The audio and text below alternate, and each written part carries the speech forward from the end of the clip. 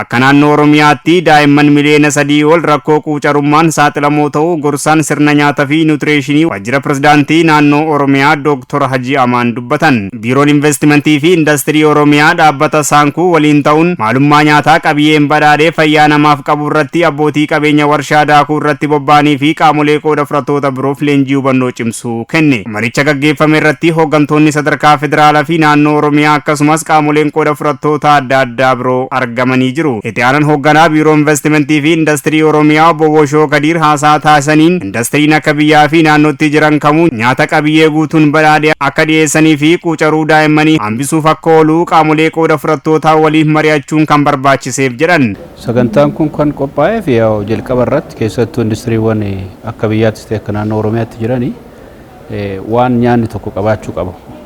Keessattuu mineraalota wal qabatanii guddina namaa irratti keessattuu ulfaa dubartootaatiin wal qabatee dhimmoota hanqinaa wal qabatan keessattuu waan guuttachuu qabatu daakuun tokko qabaatee uummataaf dhiyaachuu waan qabuufi kanaaf kanarratti asiin duras leenjiiwwanis kennamaa waan turaniif kana booda garuu industiriiwwan naannoo keenya jiran keessattuu ulaagaalee nyaanni tokko waan guuttachuu qabu mineraalota kana qabaachuu akka qaban isa yaada keessa galchuudhaan sagantaa qophaa'e jechaadha.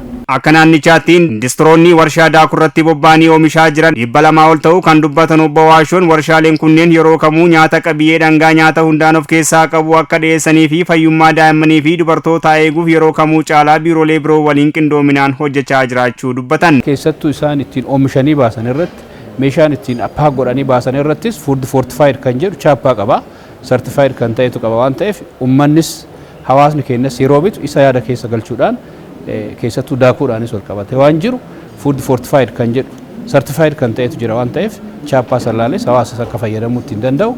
Carraba kanaan immoo dhaabbileen mootummaas dhimma kanarratti hojjetan keessattuu sagantaan kun kan hojjetamu amma qindoomina biiroo keenyaatiin haa ta'u malee biirooleen garaagaraa as keessatti jiru waan ta'eef kana boodas hojiiwwan hojjetama hordoffiis deeggarsoota godhameenis wal qabatee waan jiru daakuun keessattuu oomishamee uummataaf dhiyaatu fortified kan ta'e meeshaaleen itti paak ta'anii gabaadhaaf dhiyaatan certified kan jedhu fortificationii qaba waan ta'eef isa yaada keessa galchuus hawaasni carraa kana fayyadamee bitachuu akka danda'u asumaan dabarsa jechaadha.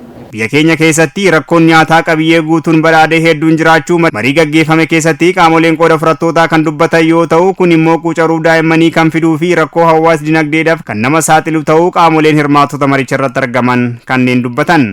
Waltajjiin irratti argamne kun nyaata irratti nyaata nyaannu kana akaakuun haa ta'u baay'inaan argachuun akkuma jirutti tahee ga'umsa isaa yookiin qulqullina isaa qulqullina yommuu jennu waan inni of keessatti qabatu dhangaalee nyaanni tokko qabachuu malu tokko akka qabaatu yommuu uumamaan lafarraa dhabu dabalataan oomisha bifa addaatiin oomishamee dhangaaleen sun oomishamanii oomishni sun gara eega nyaanni sun qophaa'ee midhaan sun facaafamee haamamee warshatti yommuu dhufuu fi gara daakuutti jijjiiramu dhangaalee itti makamuu qaban irratti abbootii qabeenyaa warshaalee daakuu adda addaa qabanii fi qaamota immoo dhimma kana raawwachiisan hubannaa uumuutiin haa ta'u gargaaruun haa ta'u deeggaruun haa ta'u to'achuun haa ta'u gahee qabantu as keessatti waltajjii kana irratti argame. Egaa fortification jedhama. Fortificationiin kun dhangaalee san dabaluu nyaata jiru san irratti dabaluu jechuudha afaan Ingiliffaatiin afaan Oromootiin gabbisuu jechuudha. Nyaanni qabiyyeen sun akka gabbatu dhangaalee of keessaa dhaba jedhamee eeggamu san karaa biraatiin immoo qorannaadhaan ka adda bahe qorannaa fayyaatiin ka adda bahe dhangaaleen xixiqqoo ka jedhaman barbaachisummaan isaanii baay'ee murteessaa akka tahe garuu ijaan hin mul'atan.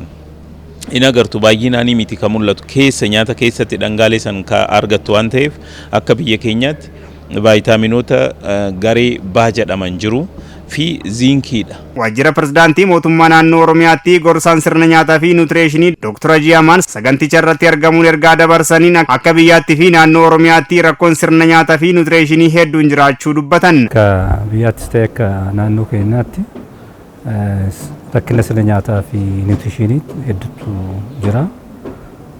Dhugaa dubbachuuf waggoota 15-20 keessatti hojii guddatu hojjetamee bakka fagoorraa hojii hojjetameen hedduu hir'isuu danda'amee jira. Ammas garuu rakkoon amma nan jedhametu mul'achaa jira.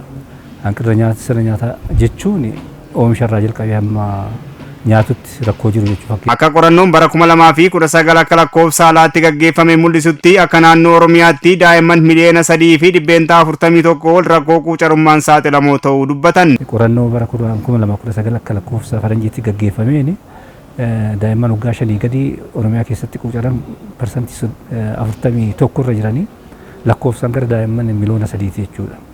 Kanaaf akkuma ammasiin jedhe rakkina bal'atu mul'ata jechuudha. Rakkoolee kana hambisuu fi nyaata qabiyyeen badhaadhee oomishuuf mootummaan baajata guddaa ramadee hojjechaa jiraachuu himanii warshaaleenis nyaata qabiyyee dhangaa nyaataa guutatee dhiyeessuu akka qabanis ergaa isaanii dabarsan Dr. Hajiin.